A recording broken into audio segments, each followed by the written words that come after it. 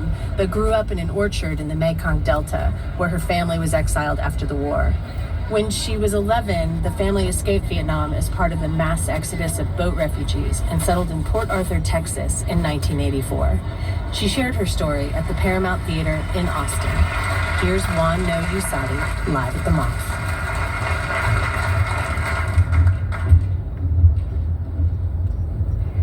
We had just arrived in America, this small town in Southeast Texas, just 4 hour drive from here, called Port Arthur.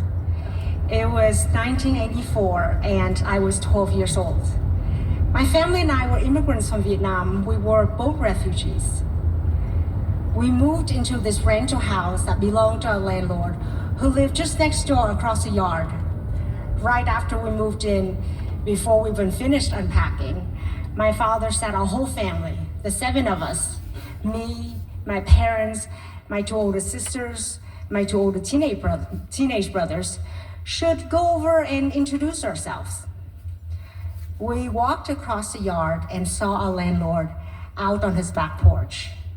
He was this heavy-set, rough-looking older man.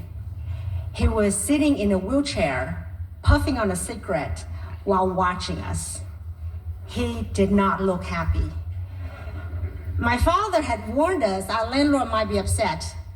My parents had been trying for weeks to find a place for a family to live with a very limited budget. And in the end, they had fudged the number of people in our family. Our landlord had expected only 5, not 7 of us. When we got closer, he abruptly turned away from us and shouted something through the screen door into his house. I had no idea what he said. His thick Texas drawl and this heavy smoker's voice was nothing like the English I had been learning in a refugee camp just a few weeks earlier. The screen door opened and this really friendly woman stepped out. She didn't seem upset at all and was really talkative. She introduced herself as Loretta and her husband is Walter. Walter with an L. I had been learning English for only a few months. I could barely make out that tiny L sound wedged in the middle of the name Walter. I was pretty sure my parents didn't even hear it. So the rest of us copied my father and called our landlord Mr. Water. Mr. because it was unthinkable for any of us to refer to an adult without a title. And as for Loretta, her name was just too hard. So we called her Mrs. Water. Neither of them corrected us. After we moved in, I was somehow the go-between our 2 families.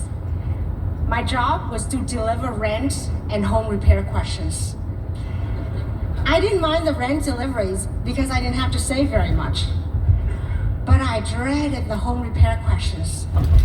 I had to use my limited English to talk to Mr. Water. I couldn't understand a lot of what he said. And to be honest, Mr. Water terrified me. Everything about him scared me. And the more scared I got, the more my English sounded like Vietnamese with a lot of hand-waving mixed in. I kept thinking he was going to lose it. He was going to explode, like that time he was in our backyard screaming at my brothers and me. My older brother had dumped leftover hot charcoal from a barbecue in different parts of our yard to kill fire ants. Mr. Water yelled that in America, you don't burn grass, you cut it. I thought, why so much yelling? It's just grass.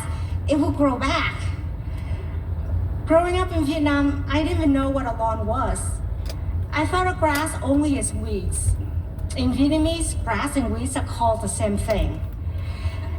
I used to wonder why people in America, this land of riches and wealth, would choose to live in homes surrounded by weeds.